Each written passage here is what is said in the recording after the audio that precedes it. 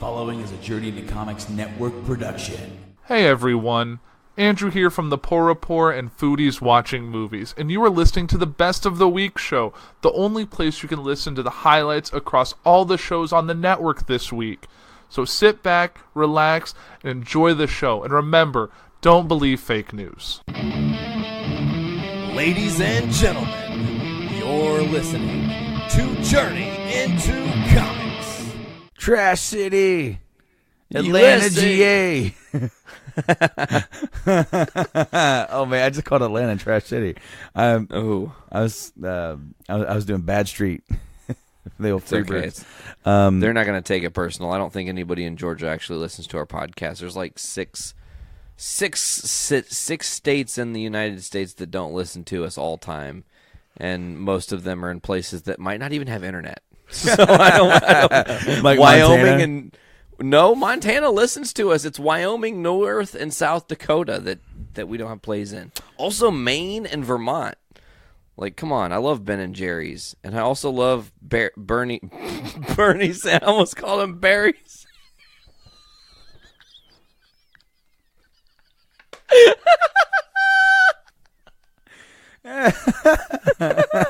Oh fuck, Bernie Sanders, not Barry Sanders. It's like if him and Obama did a fusion dance. Oh shit. Why are we talking about all the presidents on this? Or I guess Bernie's not president yet. Okay. Yeah, no. So they go climb on top of the trash, and there's Jadis, and she's speaking normally. Yeah. 100%, not broken speak, not anything else. And she's just kind of explaining why she went here, why she was there, and then why she stayed here. And then, Yeah. I think one of the more cooler ways that they got rid of walkers here is what she did. She grinded them up in that trash grinder, and then it like made them a big pile of mush. I loved the lead up to that, though, because Rick and Michonne leave her. Like, fuck you. We don't want to save you. We don't want you to die, but you're not coming with us. Like, you had your chance to help us. You had your chance to give us guns and people to stop all of this, and you chose not to help. So technically, you're culpable by default because you fucking did this. So Rick's really pissed at her, legitimately. He's got beef. He's beefing with her. He's mad. So they leave her, and she's with everyone that just got gunned down of her people. And it's her, the one alive with all these dead. And she sits up at the top of the thing and just hits her, it's just, pounding her stick until they all formed a line, man. And then she just turns that shit on and lets the magic happen. It was fucking gory and glorious and fucked up all at once. Looked like you just smelled something bad, Brando. No, I looked over there. I saw something in the corner of my eye, but there wasn't anything there. Well, that's good. I'm glad there's nothing there. That's terrifying to think about. Trying to think, there's some other storylines we got to tie up here that happen. Enid and Aaron, they have a little storyline that kind of goes down at Oceanside. Enid obviously killed the grandma. That was at right before this mid-season finale, or right at the mid-season finale. Yeah, Something like that. And they're caught, and shit's going to get bad, and you think shit's going to get bad, but they actually get told to just leave. Like, they're like, we're not going to kill you, but you have to fucking go and don't come back. Aaron sends Enid away, but he's not going. What? I'm confused by that call, because it's like, what are you, a man in this situation, in this community of women who have already not liked dudes up in their territory, going to really fucking do?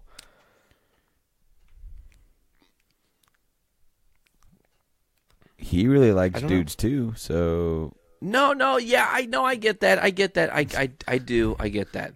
I know he's not going to go in there with macho bullshit. He's probably going in there with lots of compassion. he's going to go in there doing his Christopher Walken impression is what he's going to do. Oh, man. He's amazing at that shit. Oh, I dude, love his Walken is amazing. We played that on. it is. Did we play that like on the show? Yeah, we did that for New Jedi and Last Mutants 161 when we did the podcast catastrophe day of marathoning podcasts from 9 a.m. to whenever the fuck we stopped. I forget. It was like dinner time, like 5. Yeah. Oh, yeah, because we went out to dinner and then did the Foodies podcast live from dinner.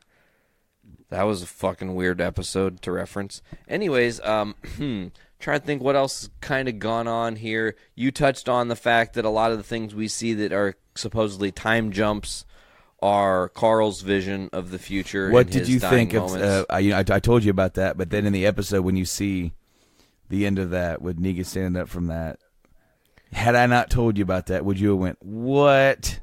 No, I enjoyed knowing because it made me more excited to see how that played out. And then also, if I wouldn't have been told that, it doesn't surprise me because, again, I'm hoping it's geared more towards what they did in the comics. And,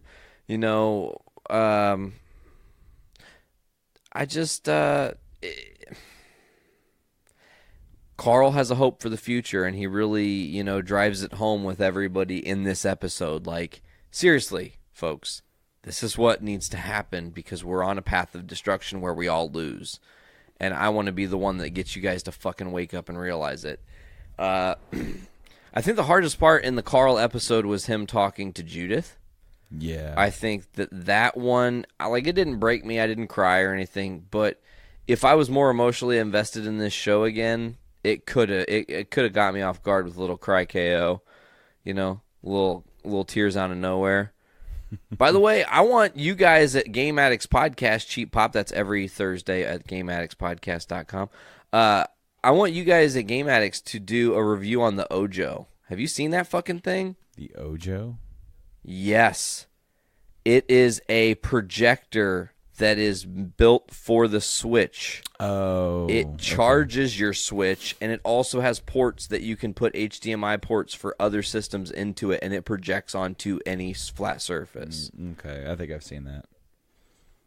And they're also fully customizable. I so badly want to get one with the Journey into Comics network logo or possible future network logo. Spoiler alert, 17 weeks away. What? How's it going, Brando? Anyways, back weirdly to the show. oddly specific cough. Yes, I do. Certain words come out when I cough. And I don't mean that to happen. It's all an accident. Is there any other storylines from Walking Dead that happened in those 3 episodes that I'm just brushing over that need to be more heavily digested? Jesus, cat of my existence. Ami, we're trying to talk about The Walking Dead, cat. Get the fuck out. Go. Get meow. She gone now. I think we got it, man. I think we touched on everything. I love how you just shoot your cat out of here and the way you did. Cat, meow. She's pissing me off. Shit, I'm dropping everything. She was pissing me off because she was just like, I'm in here to yell and tell you that I'm here, and now I'm going to obnoxiously leave. Like, she was already walking away when I shooed her away. It was like, come on, man. You know I'm doing a podcast. You see the headphones on my head. I don't look like this for any other reason. Except for maybe when I'm watching a movie or something with my headphones on. But no, man, I really enjoyed these episodes of The Walking Dead. I'm excited to continue watching. Having the scene at the end of episode 11 with Negan covering Lucille in the guts and really driving the point home that all you got to do is give one little kiss with this shit and they become one of them. It was like coming back to the comics all over again. They fuck me with Carl.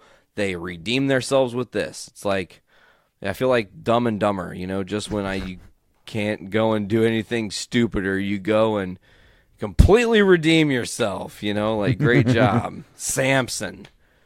I thought it was Swanson. Samsonite, that's right. Samsonite. I didn't see Dumb and Dumber 2 or Dumb and Dumberer. Was it Dumb and Dumber 2? Dumb and Dumber 2 TOO? is the actual sequel. Dumb and Dumberer was like some weird prequel that they did with other actors. Yeah, that one was weird. I saw that one. I didn't see the actual sequel, but the prequel made me not like it because they wrote a note to their dad in ketchup on the gym floor. And I'm like, That is too much motherfucking effort to write a goddamn note. Just find some pen and motherfucking paper and write that shit down. You do not need to take your ketchup bottles and write across the entire gym floor, Dad going out with my buddy to get some snacks. Or whatever. If you get a chance, watch the sequel, number 2. From the suburbs of Chicago and Illinois, this is The Paul Report with your host, Andrew Poor.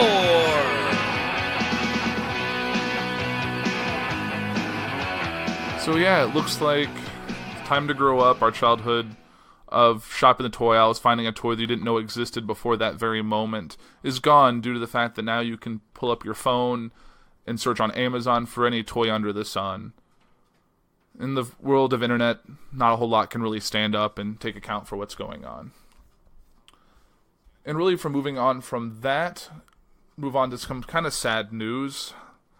Tragic news involving a pedestrian bridge in Miami-Dade County. Bridge collapsed over a highway and killed 6. According to the NPR article, the number of people who died after a newly placed pedestrian bridge collapsed at Florida International University has risen to 6, as crews work to clear debris and wreckage from the scene in Miami-Dade County. In addition to the 6 people who were found dead at the site, 10 others were transported to area hospitals. Miami-Dade police said an update on the accident Friday morning. Weighing some 950 tons, the pedestrian bridge was still under construction along the edge of Florida International University's campus when it collapsed Thursday afternoon on a major roadway, trapping motorists and passengers underneath. We have multiple victims. The numbers hasn't been determined yet. Miami-Dade County Deputy Mayor Maurice Kemp said at a news conference Thursday afternoon. Initially, authorities said 4 bodies had been recovered, but later Miami-Dade police spokesman Alvaro Zabaleta said the remains of 2 more people have been removed from the debris. They're still working away at the concrete, Zabaleta said at the news conference early Friday. Engineers told us last night that it has to be done very carefully, not only because we have to preserve evidence, not only because there might be possible victims under there, and we have to treat it very delicately because the safety of the rescuers, he said.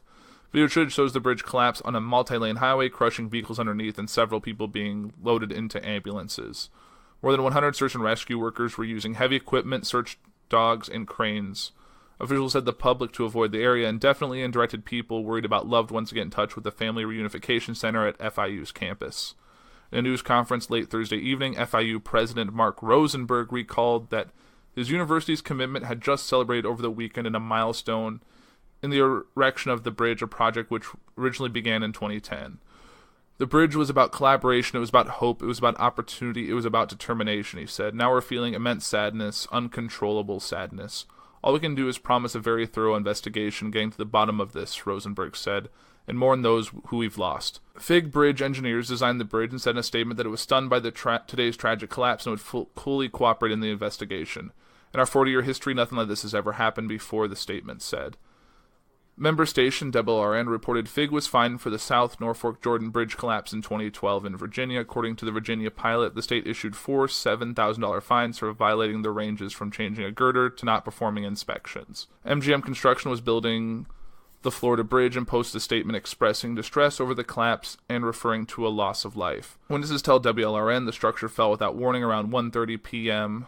as a traffic light went red and concrete fell on stopped vehicles. Other motorists rushed out of their cars to help. The main span of the bridge was installed on Saturday. The bridge was not expected to open to foot traffic until early next year. It was intended to boost student safety, spanning a portion of U.S. Highway 41 known as the Tamiami Trail, to help people cross from campus to the city of Sweetwater, where the university said thousands of students live. The university is currently on spring break. The National Transportation Safety Board said it would send a GO team to investigate the incident. In a Tuesday news release, the university touted the rapid installation of the first-of-its-kind pedestrian bridge, which the AP explained allows it to be prefabricated then swung into place before the central support tower was built. The 174-foot, 950-ton section of the bridge was built adjacent to the southwest 8th Street using accelerated bridge construction methods, which are being advanced at FIU's Accelerated Bridge Construction University Transportation Center. Wow, that's a mouthful. This method of construction reduces potential risks to workers, commuters, and pedestrians, and minimizes traffic interruptions.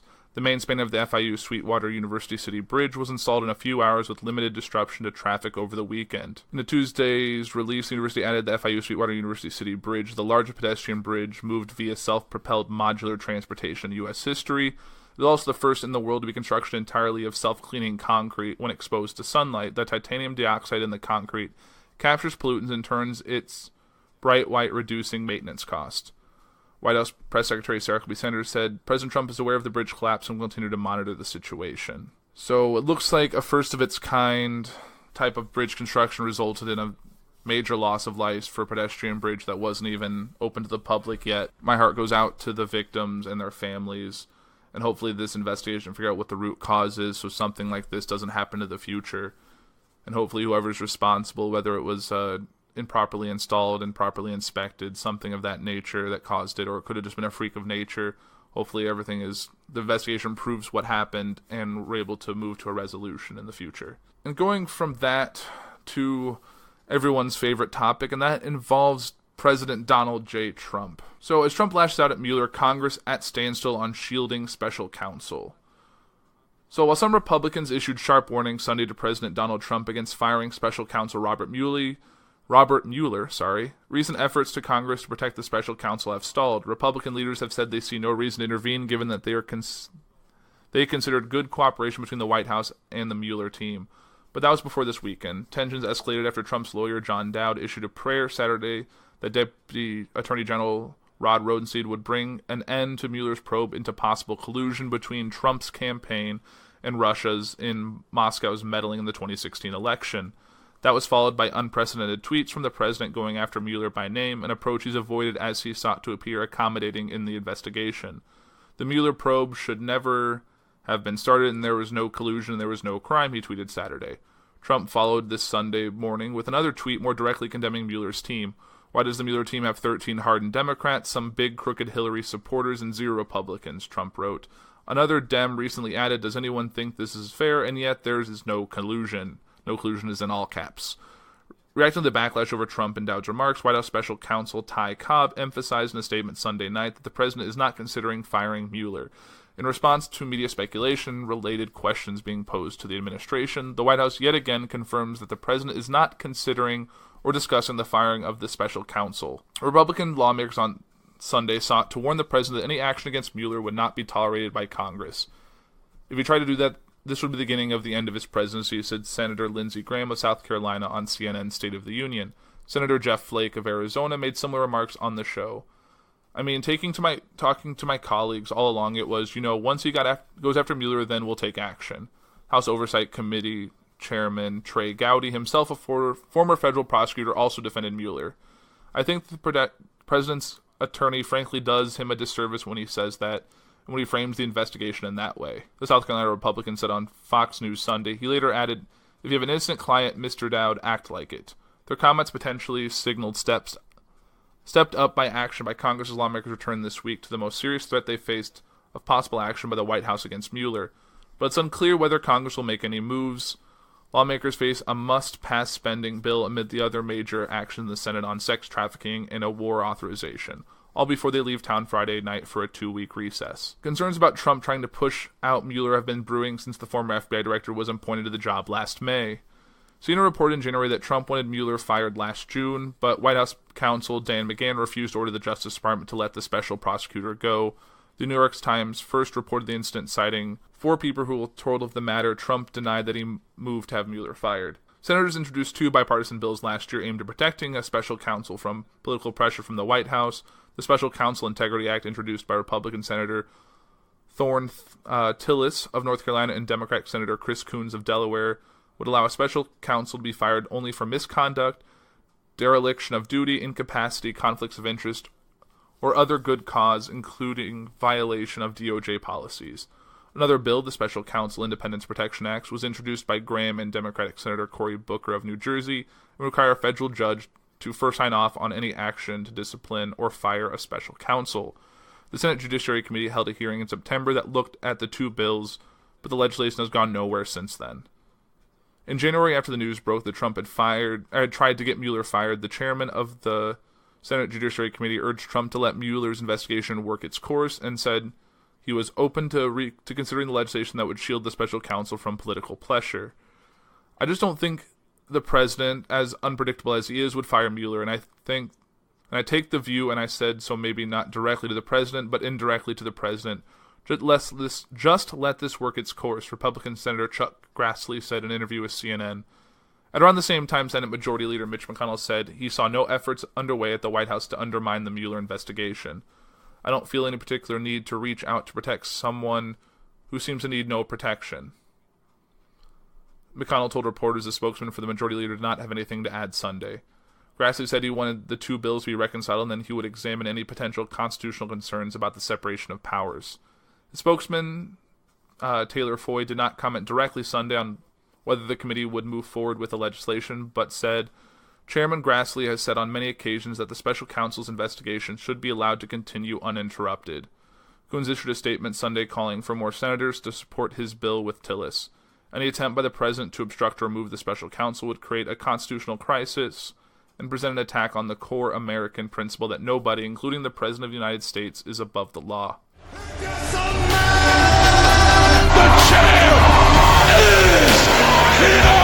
Do I have everybody's attention now?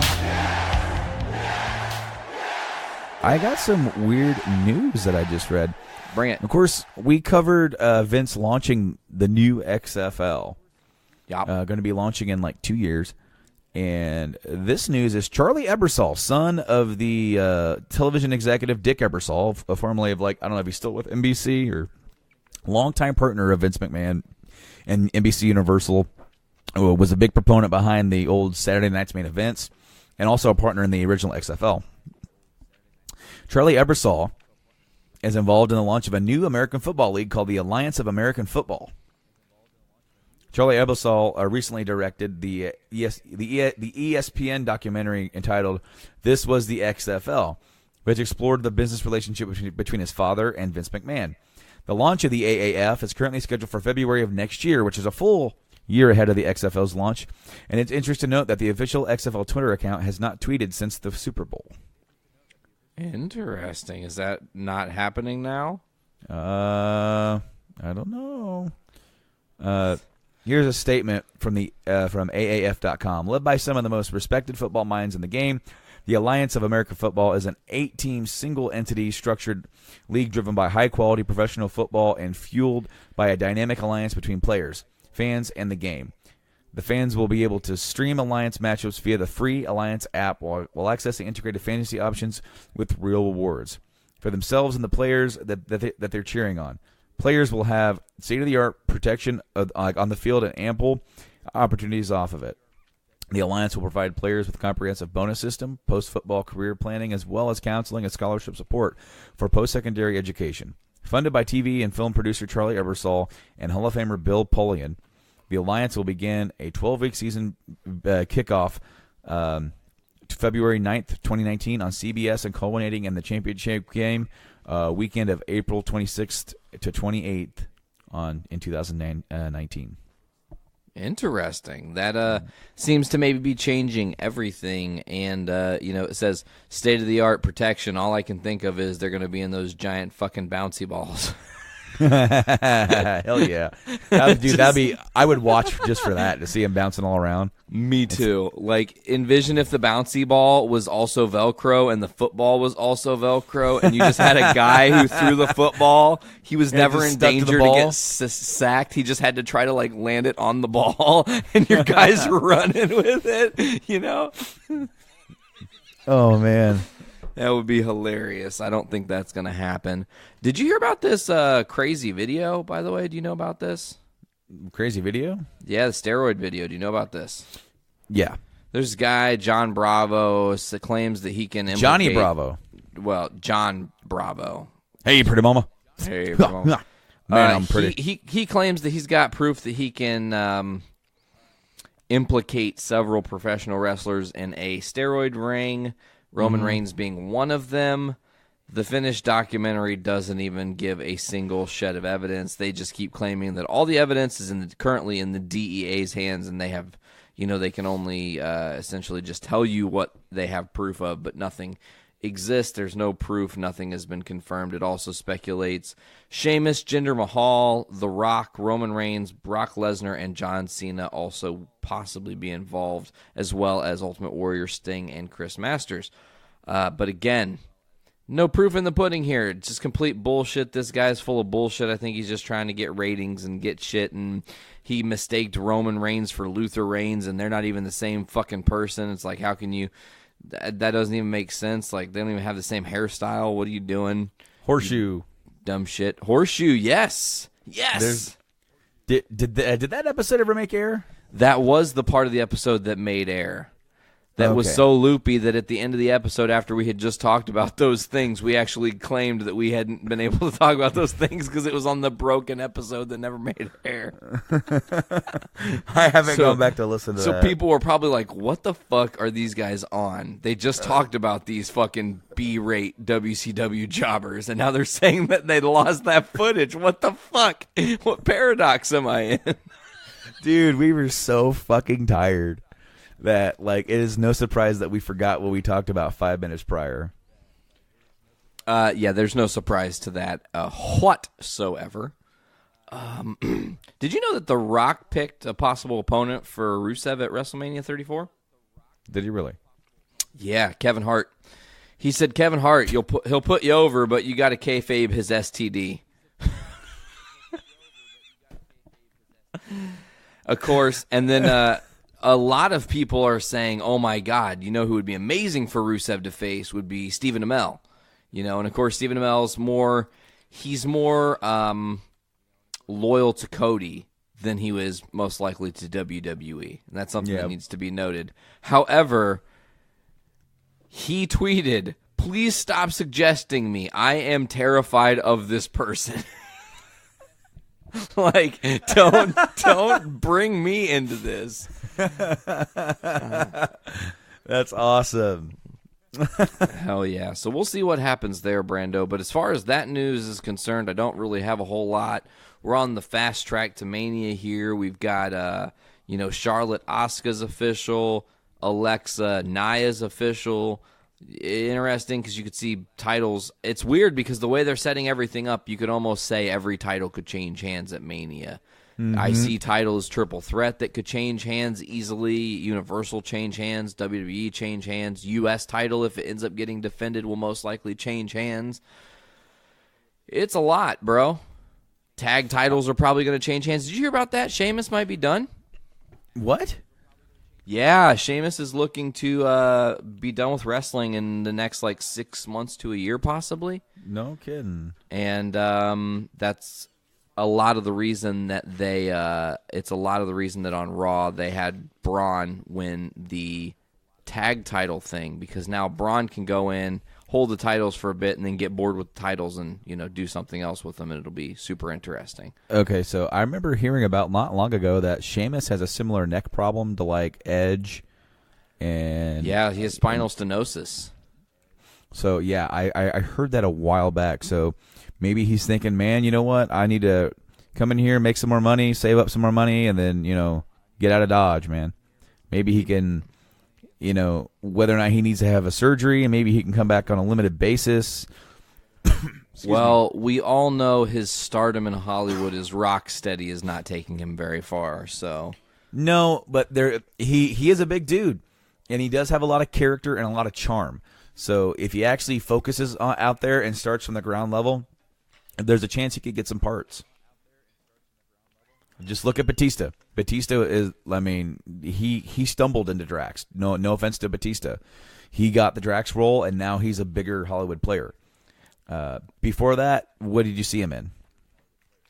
he was in some sort of Golden Dragon movie with arms. He had crazy fists of rage or some shit. What was that movie?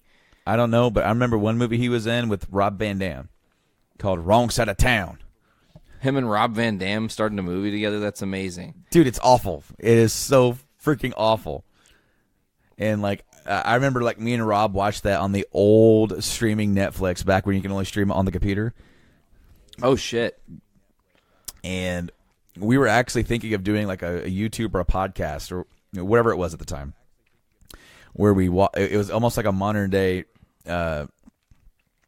Mystery Science Theater or Science Mystery Theater, whichever way you say it. Mystery Science Theater 3000. Yes. A modern day version of that, but we just like intentionally go out and just find the worst movies. Like it was, the series was going to be called Direct to DVD, and we were going to be trying to find the best movies that we could find. And unfortunately, Rob's a little camera shy and didn't want to really do that. He wanted to watch him, but he didn't really want to do a show on him. And we watched Wrong Side of Town, and I remember like we watched a movie, we're like, wow, this is pretty bad. And then the end credit scenes was Ja Rule. Remember him? Fuck yeah, I remember Ja Rule. He's like, wrong side of town, wrong side of town. It's like, dude, we fucking lost it. We weren't even high, we weren't drunk, dude. But it's just the sheer like kookiness of the whole thing. But Sheamus could have a possible career in Hollywood if he gets out there, focus it on it 100%, not try to be a wrestler and that separate himself from the wrestling thing. He's got a good look about him. Him being so pale gives him a unique feel about him. He could star as what was it, Wesley Willis in Braveheart? Wesley Wallace? William Wallace. William Wallace. I don't fucking remember. Wesley Willis.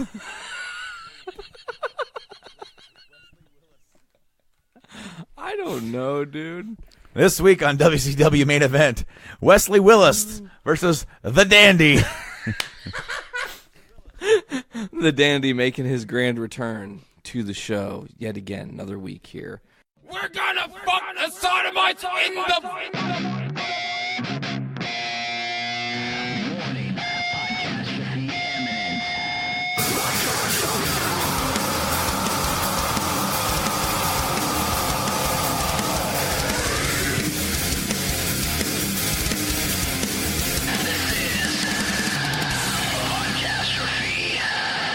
I was dying. You were dying. Yeah, that's why I wasn't here. Oh, yeah, you were sick. Well, I was last sick as time you're fuck. like you explained how you got into the band, and that was like you didn't know how to play bass, so you learned how to play it on Rocksmith. Yeah. I played it on that for like a couple months, and then we started the band. Like, All right. I could only down pick for like our first show. I remember that was brutal. Okay, I remember you saying that. I don't remember anything else. There are different ways to pick. I'm just checking. You alternated, buddy. Dang it. There's down, and there's up. Or you could do it the right way and use your fingers, but Yeah. Slap that Who cares? motherfucker. There's I several. mean, I ways can to play slap bass. it, but do you want it to sound good? So That's a relative term. I posted my comment on the Dickie Dine show. Back to that. I really gotta pee. All right. You need help? Oh wait. have to wait. No, I want you to. He doesn't want to hear. He's famous. Kinda. I'm not famous. Are you going to I'm play not my even- Dustin's Fish Tanks video? Dustin's fish tank? Yeah, I also got a fucking shout out, just like you did. Really? Oh yeah. I Wait, told you about I think this. I know you're talking. I think I know that guy. Dustin's Fish Tanks? Yeah. What's up, Fish Tank people? I think I get emails from him and stuff. Yeah. Yeah. See, look, fucking Devin's famous too. Yeah. Well, I don't do anything. He just sends me like, "Hey, look at this video." Shit like that. Oh, I was going to say, are you also a fellow aquarium enthusiast? I was, yeah, Hell yeah. for sure. Saltwater or freshwater? Fresh. Hell It yeah. was the 65 gallon. Planet tank? Oh yeah. Fuck yeah. It was my first attempt, and it went well. Good. Spent way too much money. I'm going to have to talk to you about that. Excellent. Let's hear about Blaine trying to be famous. Okay, Well, when Tyler gets so back. I made my comment, and they used it in their video. Are we going to watch that video? We're gonna watch that video. I'm gonna Yeah. wait for Tyler though. I want him to see it. Did you say who used it? Jared Dines and Austin Dickey for the Dickey So- Dines show. So real quick, before we watch the video, how do you feel about being recognized in a YouTube video?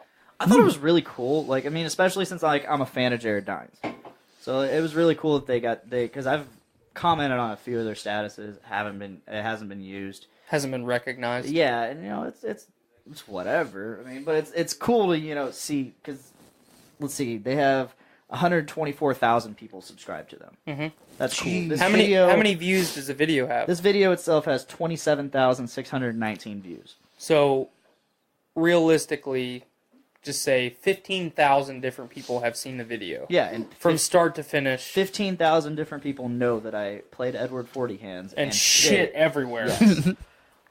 But I wish they knew like the full story of the thing, which has been told across a couple of different podcasts on this network. Have you told it on this podcast? No. He's about to. We're gonna have. No, to... yeah, I have. Oh. That episode 16, Gummy Worms, when I was up in Chicago. Before I came. Before the Tyler. Oh no, that was right after I came on the show, because that was the one you did in Chicago. So I've already queued up the video to like right before it plays my part of it. So here we go. I should probably unpause it. Speaking of dicks, we got Blaine Tyner who says, I played Edward Fortingham and shit all over my friend's house. Wow. Yeah, I don't think I've ever... Did you win? Did you win? It's okay if you won. You shit or your wife is that? Yeah, right. You didn't finish the 40s? Okay, let's do this. I don't know what Edward's 40 hand is. Or pissed in like on or Oh, we're gonna in get there. somebody's, like stuff before. Like I definitely like I shit in that person's yard, but that was intentional. Like I Right. shit on myself because I was so drunk. Yeah, I've been really. To be fair, I didn't either. And I've never been so drunk that I should have pissed on myself. So like, you have to be so drunk For real. to do Or that. just irresponsible with your bowels, because I always I make sure to guess. clean house too pretty often. Yeah. Then it's like, if I have to go to the bathroom and I'm drunk, I should go now. Yeah, Not just like, I'm gonna hold this. I'm gonna wait. But yeah, pass out and shit myself. Yeah, fuck that. He's got 40s tied to his hands. What's he supposed to My dick Yeah. slipped out. So real quick. Bed. Got stopped because it hurt. Tried to keep going, but then she left me dead in my soul and asked, "Doing all right there, bud?" Oh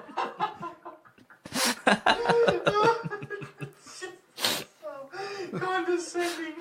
Doing all right there.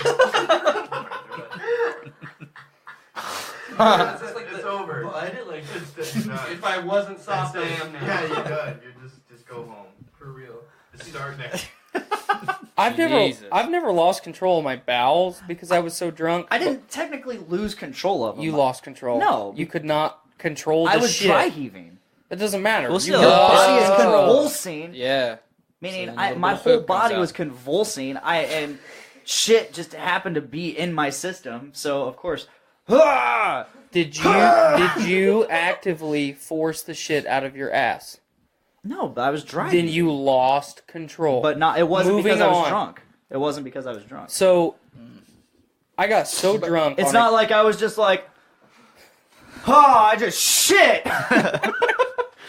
Actually, kind of it was, but I think you were anyway. convulsing because you were drunk, so that would be. I mean, that's fair. Yeah, But I it wasn't like I was like, oh my god, I am so drunk. Oh my god, I just shit all over your bathroom floor. No, it was like, I wish it was that way. it just so completely nonchalant. monotone. Oh, I am so drunk. I just shit all over your floor. Stephen Hawking's robot voice. I am so. good. No. But so I got no. so drunk on a camping trip when I was in high school. There was a big group of us that were staying in cabins in a campground, and my girlfriend at the time and I had went to bed, and I fucking woke up in the middle of the night and thought I was in the bathroom, and I was pissing. It's a trap. I was pissing onto the fucking mattress, and it was like full arc. Pissing onto the mattress, and it was like splashing on her. So I got back in bed after I'd pissed in it, fell asleep, woke up God. like 15 minutes later. I'm like, why is the fucking bed all wet? You've And been then with- she is also awake. Like, why is the fucking bed all wet? So what did we do? We took the sheet off, flipped the mattress over, and went There you back to go. sleep.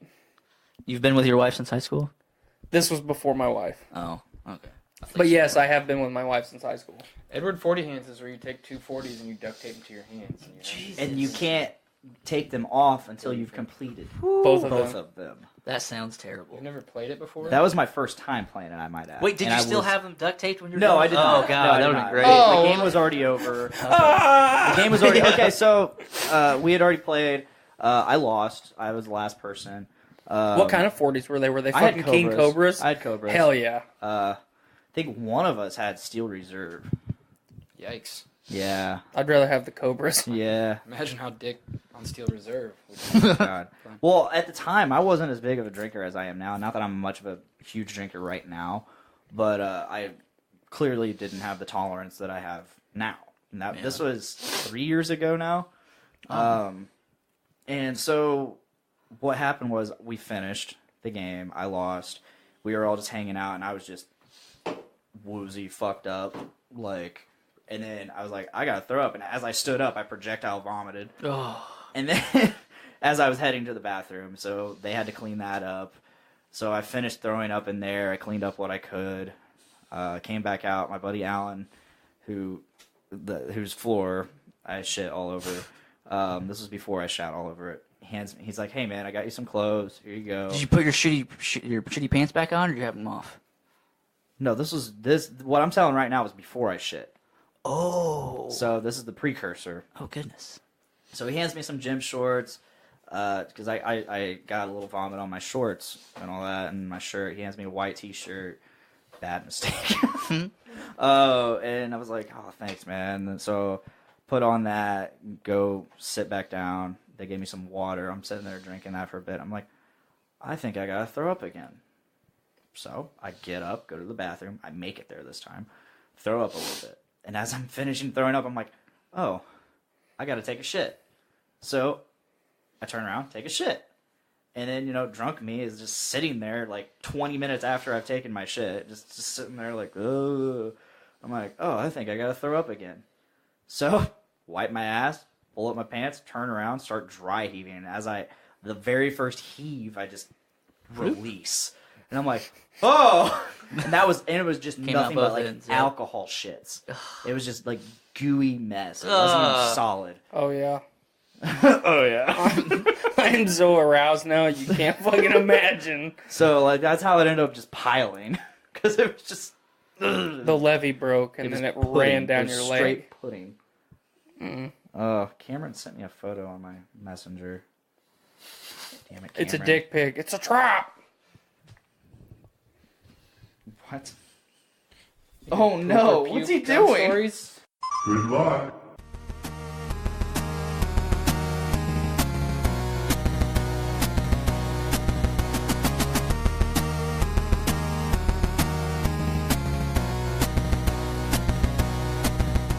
Someone tried to steal money from me. Yes. So yeah, I got my credit card stolen, or credit card number stolen, and they tried to turn it in and use it for Steam. Yeah. And $400 worth, I believe. It was actually $800. Oh.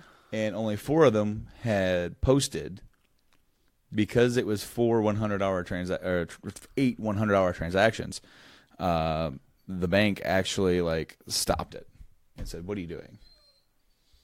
And so they called me. I called them when I got home, and we unauthorized all those. And so they're not going through. All of them, all 8 of them. Yep. Okay, good. Yep, because they were still listed as pending on my thing. They after the first 4, they had stopped it. Those are the only 4 that were on our statement. So we thought it was just $400. But when we were going through the whole thing and talking to the lady, there were actually 8 of them. Jeez. Yeah. So some asshat tried to go on there and buy credit or put in-game credit somewhere. He probably just went to get the Steam credit so that he could buy whatever he wanted. Mm-hmm. The thing is that can be tracked. Right. I mean, you can literally track where the purchase and the account that it's going to. So unless he's got a rogue account that he transfers trades off and on whatever gifts to himself, but that can all be tracked. Mm-hmm. Yeah, I mean, it sucked, but thankfully, our bank is awesome, and caught that stuff right away, so we had nothing to worry about there. Because like that happened to my mom. Like someone stole her number, and spent like $800-$900 on like a TV up near Chicago, at a Walmart. Wow. Walked in there, used her card number, bought the TV, walked out. And her bank was like, "Hey, did you go up there and buy a TV?" And she's like, "No, we didn't think you would go up there just to buy a TV." That's the thing. I mean, it's good and bad that they kind of see your pattern. Like, Mm-hmm. you're here in Lafayette. We spend a lot of money here in Lafayette. So they kind of allow that to happen. But if we were to go up to Chicago and spend $400, they would say, "Nope, what are you doing?" Yeah, and it's like, well, that's us, okay? Because I've had that a lot. If you remember, for the first Taxmas, when we went on that first massive game hunt in like 2014, and I spent $1,200-$1,400 in one day, because I bought stuff from Rob, and then we went around buying. I think I bought like 50 games and 7 systems in one day. Yeah, some really to kickstart my collection because of I got to spend 100% of our spendable tax return, right? Because we always put some aside for bills and savings, and then we get to try to get to where we can have fun with some of it. Well, that year it was all mine. We didn't split any of it, and after going to the second place, they locked me out, and I had to tell them, yes, I am spending this money. I think I'd already left by then. Nope, that happened while we were in Taco Bell. Oh yeah, that's right. That day you were with me the whole time. That's right. Because we actually circled back around to replay to get that Game Boy Advance. Yeah. The backlit one. The Game Boy Advance SP version 1, and I would get the one later on. So we got a little bit of news to talk about today. Not a whole lot. Not a whole lot, man.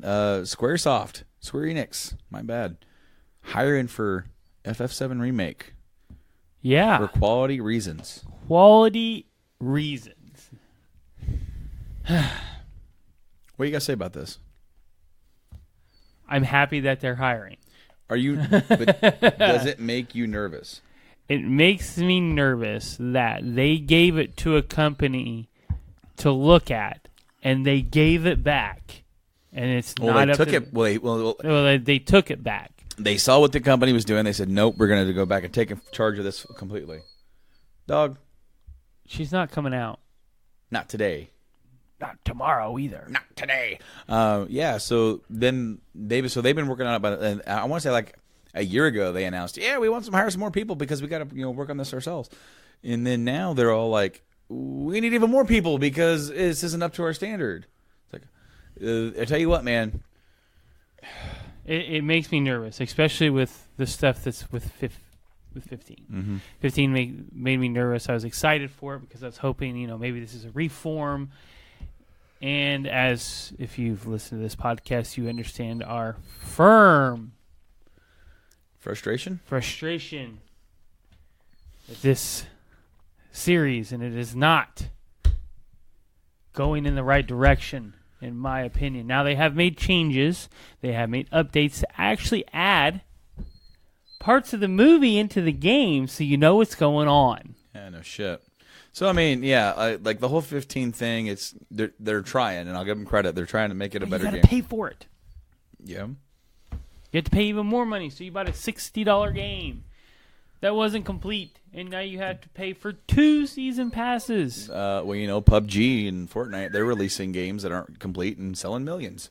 Right. So it's this era we live in. It's like people are willing to accept subpar in some games and say, well, they're continuously working on it to make it better, and but they're not willing to accept it for other games. Now I've played Fortnite last night. I played a lot of Fortnite last night. I enjoy it. It is interesting concept. I like the concept. I mean, it's PUBG concept, but I've never played PUBG, so it's cool to get into an arena with 100 other players. Everybody's scraping and grating, and most of these people have played a lot, so they know where everything spawns.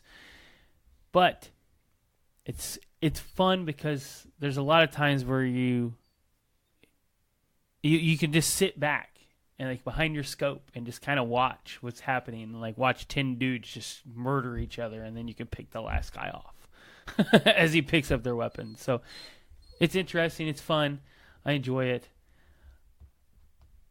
Not one of my top favorite games, but I do like the building aspect of Fortnite. I think that is cool because you get shot at if you're fast enough, which I'm not fast enough yet, but you can just circle wall, and you're behind cover. Build cover anywhere. It's a cool game. But yes, I said this to you today. I was like, I think this game's been out for a while, but I've got early access still. Mm-hmm. Yeah, I mean, people have been playing PUBG and Fortnite for a little while. And of course, now PUBG is now on the Xbox One. Right. You can buy an Xbox One and get that game for free with some bundles, and it is early access still. And it's just, I'm not trying to say anything bad about those games. I'm not. What it is that the whole industry as a whole is sort of changed in how they approach the release of their games. Is like, well, we're not releasing a finalized product right now. What we're releasing to you is here's a game that we're going to work on, and we're giving you our word that we're going to try and update it and make it better later. A lot of it though is just like with, I think you had to pay for PUBG, but Fortnite, I haven't spent any money on it. I got it for free, and I'm just able to play for free. And the cool thing about that game is that you don't have to spend money on it to play it, to be the best person out there. You can literally have basic everything and play it. All you're really paying for is the appearance of your character when you load in. Whoop-dee-doo. So they're making money off of people that want to have cool outfits. So, anyways, I digress. So, Xbox is now moving almost all their stuff off of the main E3 showroom floor and moving across the street to the Microsoft Theater, where they're going to host their presentation, and where they want to have a bigger space where you can play more of their games. See, that's fine.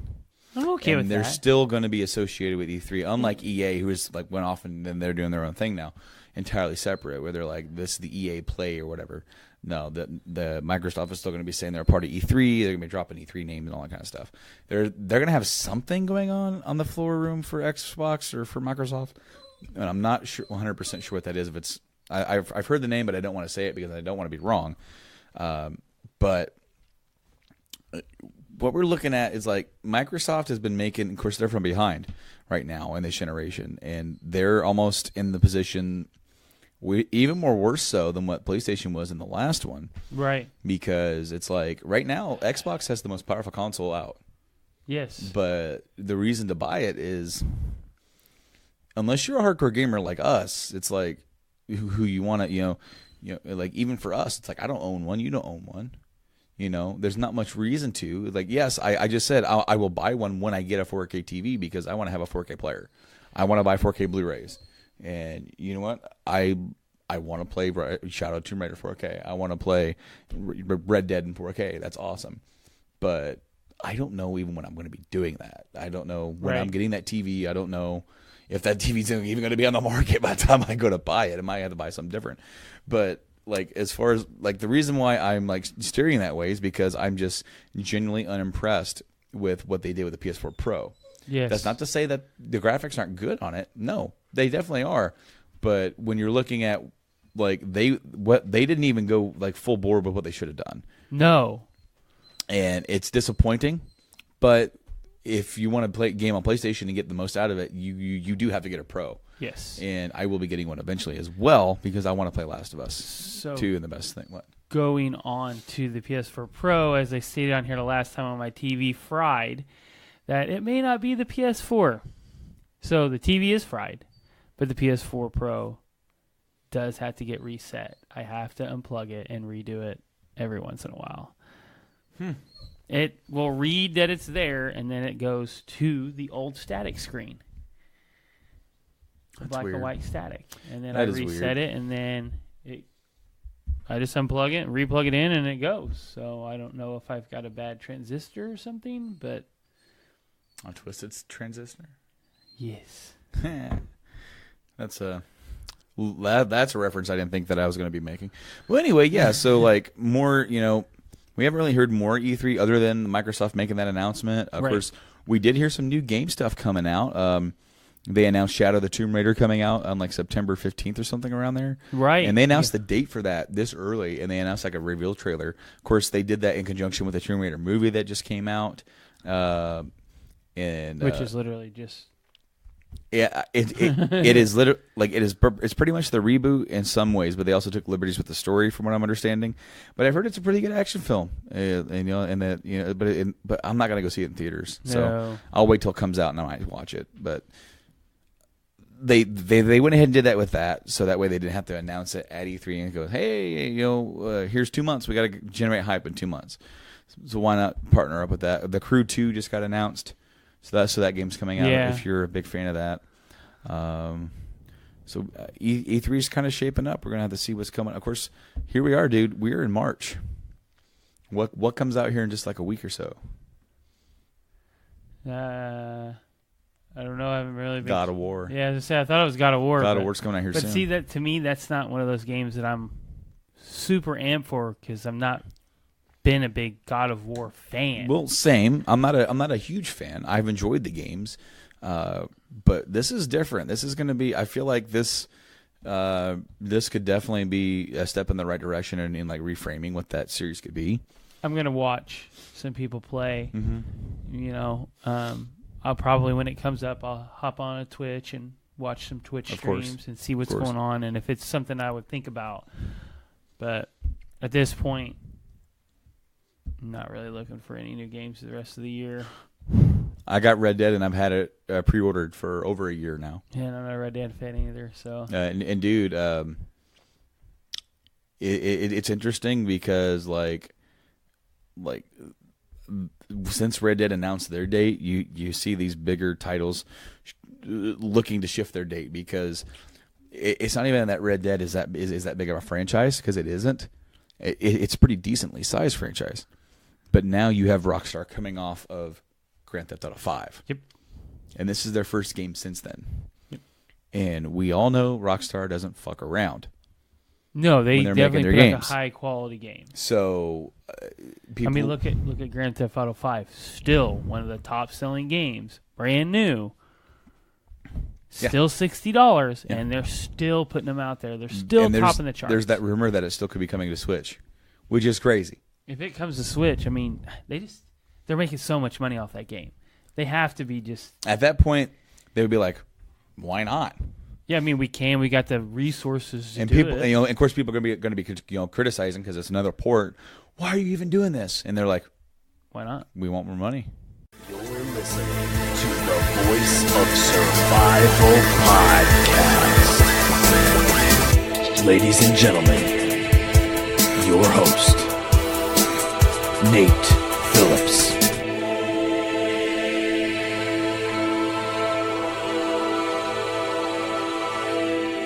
Yeah, if I'm going to get nonfiction, I don't feel the need to keep it. There's nothing in there that stays relevant to me. It's, that's cool, but I'll get that at the library.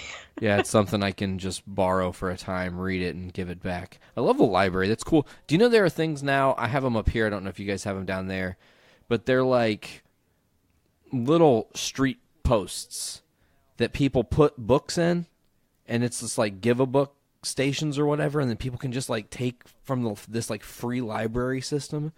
It's very interesting and modern. Do you guys have that down there? I've only seen a couple of them, and most of them have been in residential areas. Yeah, typically they are in residential areas. It just keeps away from people stealing books, like in the commercial zones. So, so I keep thinking about some books, just taking them in there and just leave them.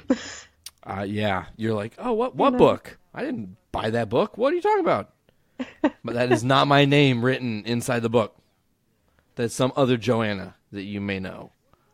Yeah, for the longest time, I thought about putting my name on inside of each of the books, so if anyone borrows them, they're going to know, hey, this is Joanna's book. I better return it or I'm going to die. But I think then it would be thought about if I hate it. What if I hate the book and I want to get rid of it? Then everyone knows that I read that book or at least attempted it. Yeah, and you're like, oh, God, the shame. What is the worst book you've ever read? Diary of a Haunting.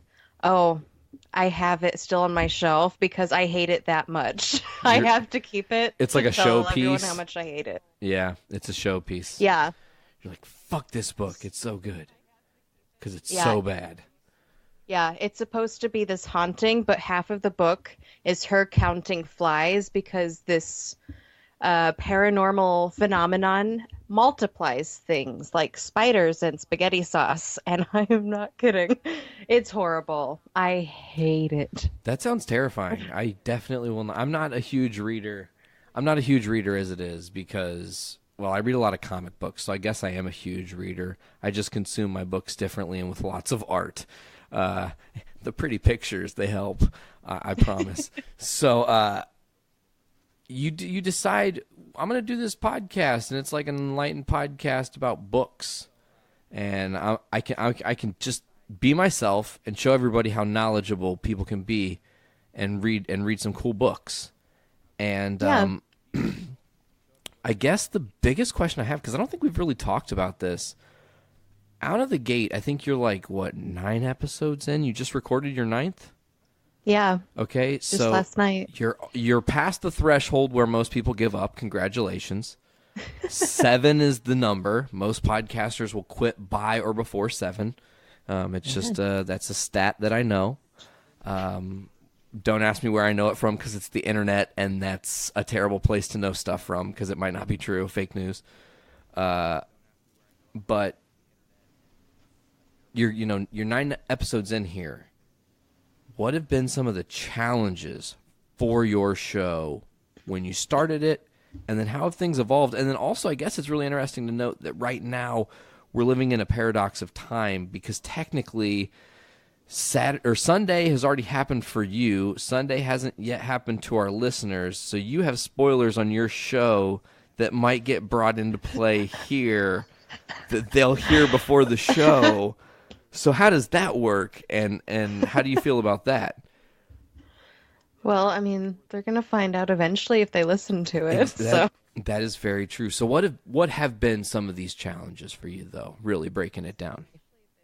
Definitely the first was I tried podcasting by myself for the first, I think, 4 episodes. It's hard. And it's like, oh, I have all of this knowledge, but it's really boring when you're just talking to a microphone and you just get really awkward with it. So at the time she was a guest, but, Mish was coming on the show, and that's when it really took off. Like sitting there and seeing two people reading the same book and seeing both insights.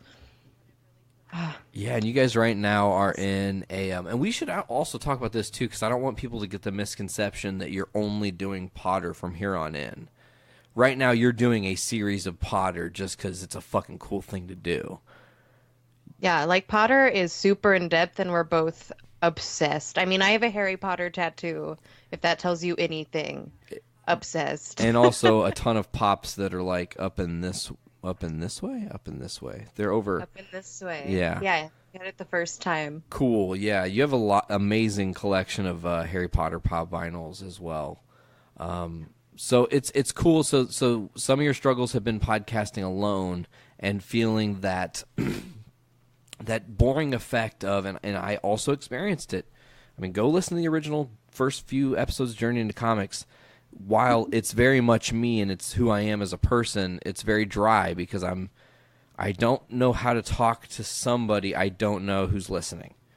But get me in a room with someone who I know how they're feeling my energy, and then I can just be myself and bullshit with you, and it's a good time, and we're having a conversation, such as now.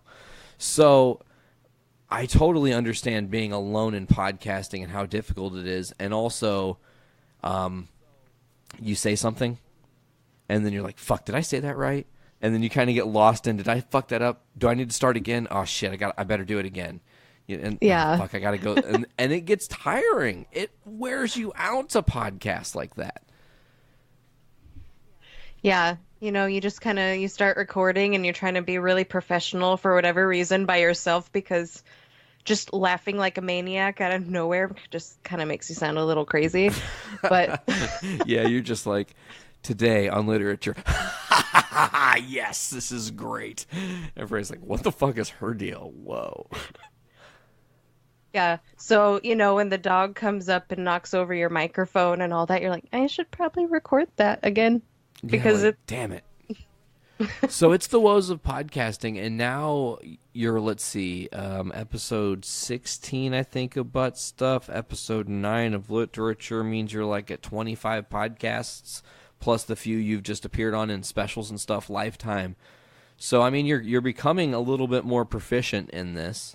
How do you feel now as a podcaster, now that you're a little bit further along in this journey, as opposed to when this all started and you thinking it was a cruel, fucked up joke that no one would ever hear?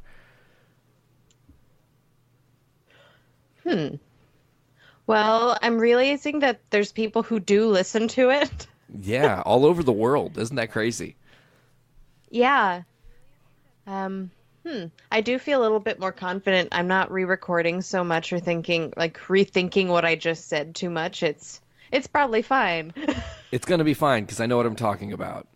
Yeah. And so trust me, I feel like I was just nervous at first, and now it's just so normal that it's, okay, I did that thing. Totally. And I mean, even the pros fuck up.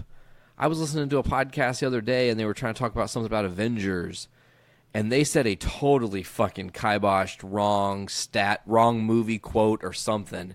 And I was like, no, that's not right at all. You're supposed to be professional, and I'm struggling over here. Fuck off with that, so everybody fucks up, and you just present your show as professionally as you can with the best of your ability. And I commend you, because I think, like I said, out of all the people that this network has been built around, and it wasn't a lot to do with me, everybody else just kind of was like, I want to do a show, let me try something, let me do this, You're the one that surprised me the most, because even now, I feel like in our friendship, I don't know enough about you.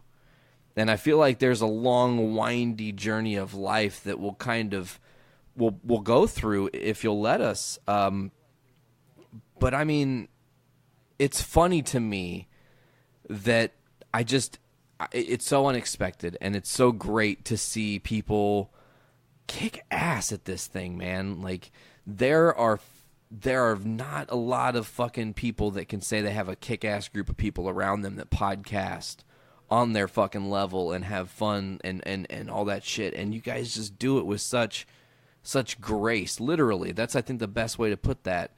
I can't wait for more episodes. There's going to be so many more things that I'm sure you guys are talking about and planning. It's interesting because I don't know, with butt stuff, you don't really have a plan. Right now with literature, you kind of have to have a plan because you're cataloging something. You're doing a serial. Where do you guys have any thoughts? Where do you, I know you're so early in this thing with the Potter stuff, but like, where do you go after this? And then what? We definitely want to more like book events or talking to more authors, book club, anything anything to get more people talking. It's time for Brews with Dudes.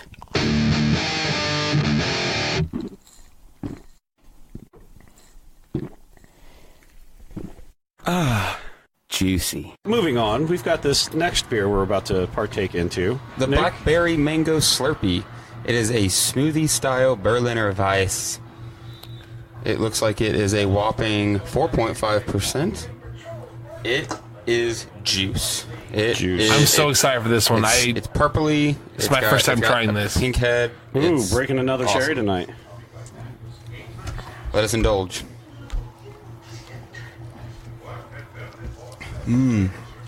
Goodness gracious. Ooh. Wow. Holy shit. A little sour. Wowie. Yeah. That tastes like a... It's got a tartness to it. Like a fruit ale. It's very, very fruity. Very fruity. It doesn't say it's a sour, but it's very tart at the end. It tastes like a chicken if a chicken was a fruit. I disagree with that statement. I disagree, but I knew what you were going for. I was fuck off, Dick. Taking the original Toki quote of candy. It tastes like a chicken if a chicken was a candy. Pickles Nickels, because Nickels is money too, guys. Nickels is money's too, guys. You can't just throw in references references that don't make sense. It actually does, because we were on a Death Clock tangent for a minute. You can't just make jokes from Death Clock and act like it's a reference that makes sense. Yeah, we can. Yeah, we just did. We just did. It didn't. We were talking about Death Clock and our songs. I apologize, Nick. No one has to apologize. Yeah, don't apologize. No one Dave. has to apologize. Everyone should apologize. No, never apologize to Nick. He doesn't deserve it. That's real fucking rude. Yeah, normally I'm in the wrong, and I'll admit it. But this time, I think Nick's in the wrong. No, I think Nick's in the I right. disagree. Normally- I'm also Nick. So. That's fair. That's fair, Nick. I am the Nick in this situation. So Normally he calls me out, and I'm like, you know what? You're right. This is fucking tasty. It is very tasty.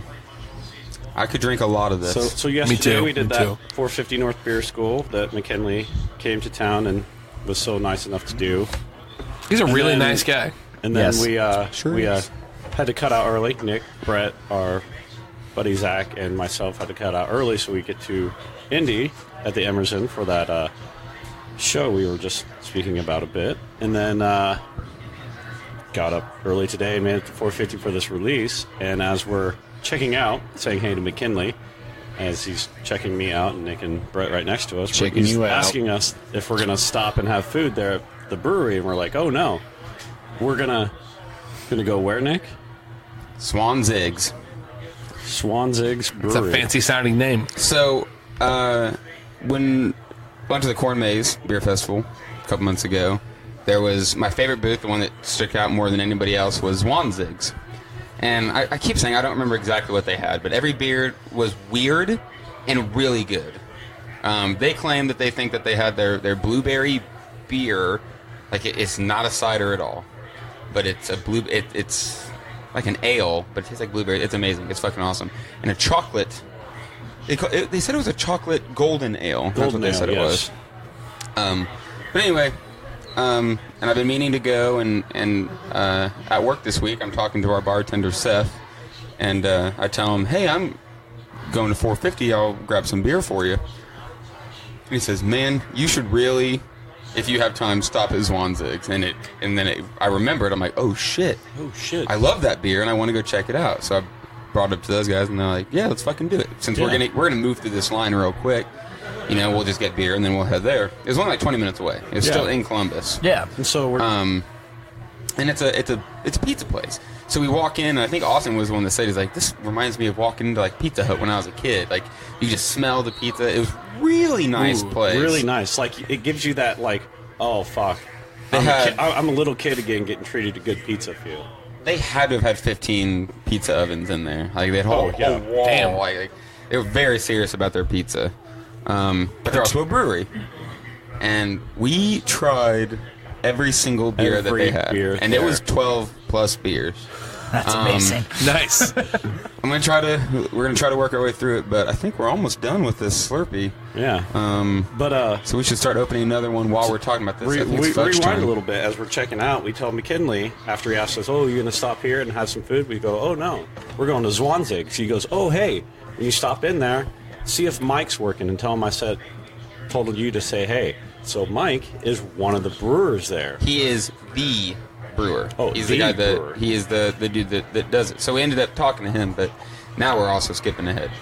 So we go in, and admittedly at first the guy he must have been very busy, but he wasn't very attentive. And I was like, God damn, this ain't gonna be good. But the first beer I got was a vanilla cinnamon porter. Yeah, vanilla cinnamon porter. Holy shit! Oh it my was God, it was amazing. so good. It was my first it beer was too. Amazing. And Dongo? I want to add, I think that's really cool that someone like McKinley, a sales rep for 450, can say, hey, you're going to this brewery that's also in our town, you know? Mm-hmm. Hey, check out, say hey, you know, that's cool, the camaraderie rather than competition. Absolutely. Within the craft beer Are you guys going to community. stay here and eat our pizza and drink our beer? No, we're going to go to the other place and drink their beer and eat their pizza. Okay, cool. We'll say hi. Great. Tell them I said hey. Yeah. I think that is absolutely fantastic, and that is black. Oh, yes. Yeah, These he was fudge totally like, nuggets. no, instead of being like, oh, cool, he's like, oh, yeah, they got great pizza. You guys are going to enjoy it. That's so awesome. I think that is so awesome. That's one of the things I liked about our metal community. I was just telling these guys earlier today. So I was at work earlier this week, and we're getting ready to hire somebody to work in the brewery. Mm-hmm. And I don't know if I've actually brought this up on this show, but they just told me the other day that they were going to let me go back and start brewing with them in the next couple weeks. Awesome. Fantastic. So I'm standing there. Great. I'm hosting, and the owner walks up, and he's with this other guy. He's like, and this is Nick. He's going to be he's going to be working back in the brewery with you, and he's probably going to be have his own brewery open in the next year or two, from what I hear. I'm like, That's so cool.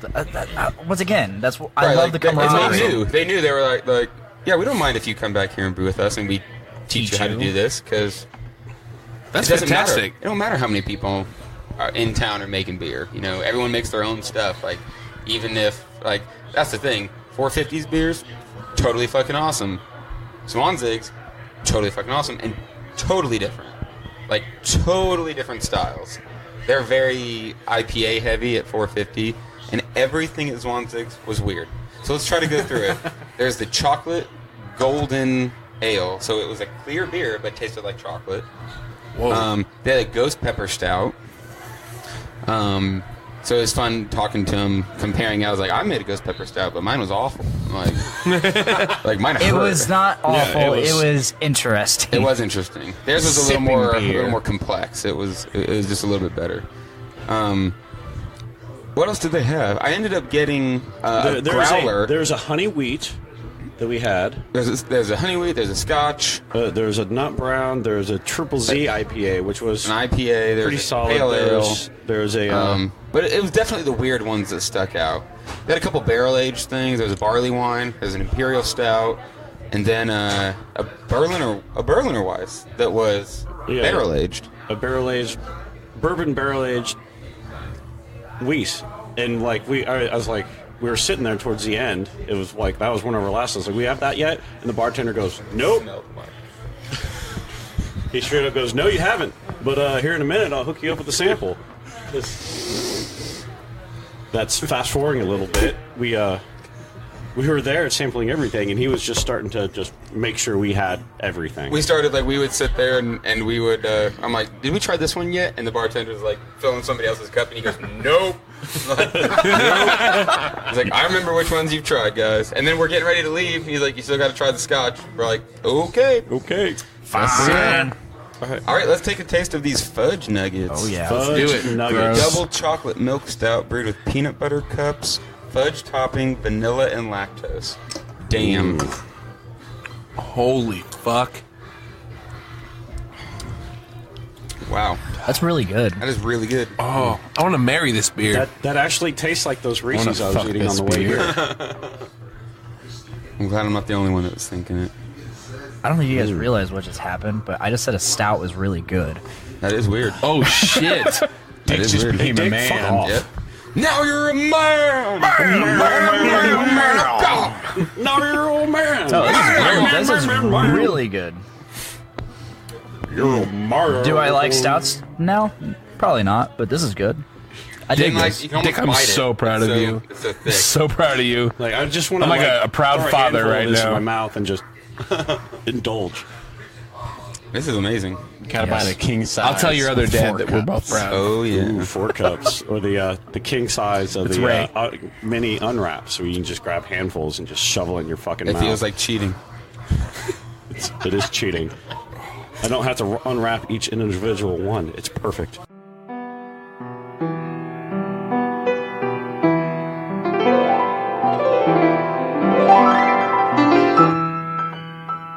Bitch, you're a Ravenclaw.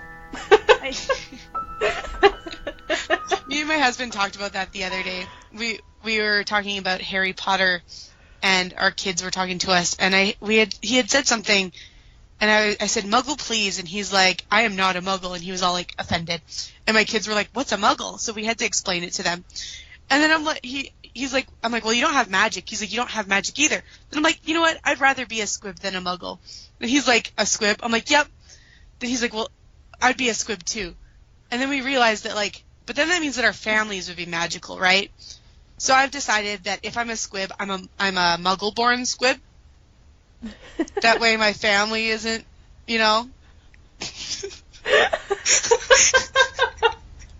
It was a very long talk, and my kids had no clue what we were talking about, and they were staring at us like we were idiots, because then they're like, okay, what's a squib? It was fun. It was good. Oh my gosh. But I'd probably be okay with being a squib if I could live in the castle. Right? Because you still... Like, you're not a muggle. You still see the wizarding world. You're not blocked from everything. And You obviously there are options, because he's taking the quickie spell course. Yeah. That he's so ashamed of. It's so sad. It is. Except, I wonder, I don't hear a whole lot about it later, but I never really remember Filch ever getting anything out of that, because he just kind of stayed being a squib the whole time. Like, you would think he would just Leviosa all those plaques. I mean, he just up kind of... and poke Yeah, I fire. guess so. That's a good point. Yeah. Poor man. We've deviated. Speaking of sad men, Professor Kettleburn. Is that a man or a woman? I don't know a whole lot about know. Professor Kettle. I think no, it's a it him. is a he. It is a him. But the only reason Hagrid gets his position is Professor Kettleburn retires to enjoy his time with his remaining limbs. I want to know which limbs are missing and what happened.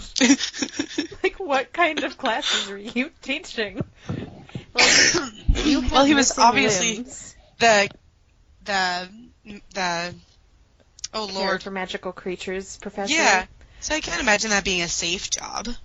Me neither. But Hagrid got in trouble for the dragon, and he couldn't have Aragog at the school, but Professor Kettleburn was fucking around with something that takes limbs from you. I mean, don't like the flobber worms or something like expel fire out of their butts or something in the next book? Something yeah. burns things up. Could have been something like that. Right. It farted and just burned his limbs off. Well, you Yeah, never I know. don't have an arm. Just farted my arm off. Is that... So, they did clear up another thing. They went to Hogsmeade. Ron and Hermione did. And they came back and they told Harry that at the post office, there were color-coded owls depending on how fast you wanted your owl to get there. First of all, is that like they have like a color-coded band, or is it like the white owls get it there faster than the brown owls? But yeah, apparently it's color-coded owls. So that answered a couple questions of how, like, your Amazon Express idea there a couple episodes ago. Yeah, 2-day shipping owls. That's pretty awesome. Oh man. I mean, I'm sure at the post office you pay for that owl to go. Probably. I wonder how much owls are. Like, overnight owling. How is that? That's a good question. And even then, what's the slowest owl? Like, is there like 10 to 15 business day? Those come from China.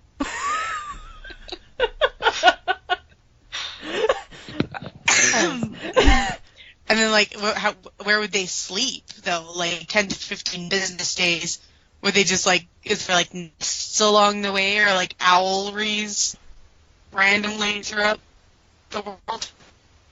Or do they just kind of, like, sit on your package overnight and just kind of, like, protect it? I don't know. I would assume they would stop at the owlery. They have to stop somewhere. I mean, the owls that deliver to Hogwarts that maybe aren't the students, but their parents, I would Mhm. assume they would stay there overnight instead of dropping it off and going straight back. Yeah. I'd hope so anyways. They have to, like, refuel and eat and stuff. Yeah.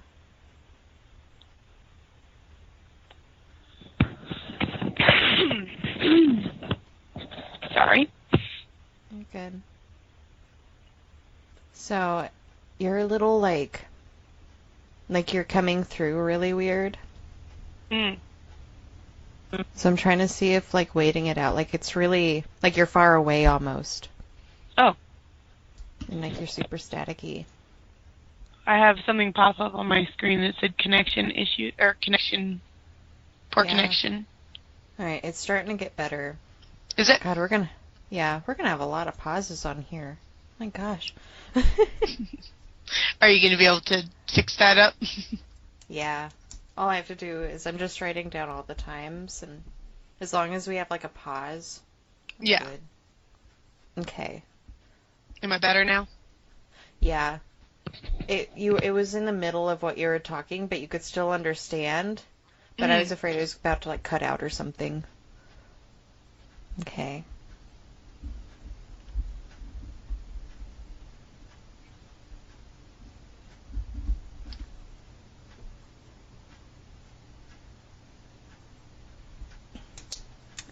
So we don't get to see this in the movie, which we're not talking about the movie yet, but I wish that we could. The ladder to get to the divination classroom.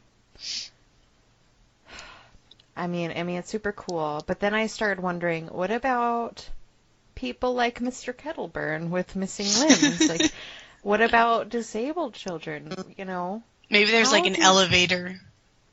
Maybe they like Leviosa them up. I was going to say, there has to be some sort of way, but I don't ever see anything, like anybody like that in the books. But Well, that would also suck for any disabled students because how many freaking stairs there are. Yeah. Like just getting to the Gryffindor common room and then they have to crawl through a hole. Like that would suck so hard. So, gosh. I didn't even think about the hole either, but I've always thought about, what about people who physically cannot get up that ladder who want to take divination? It's a good question. She'll probably predict that someone's never coming to class.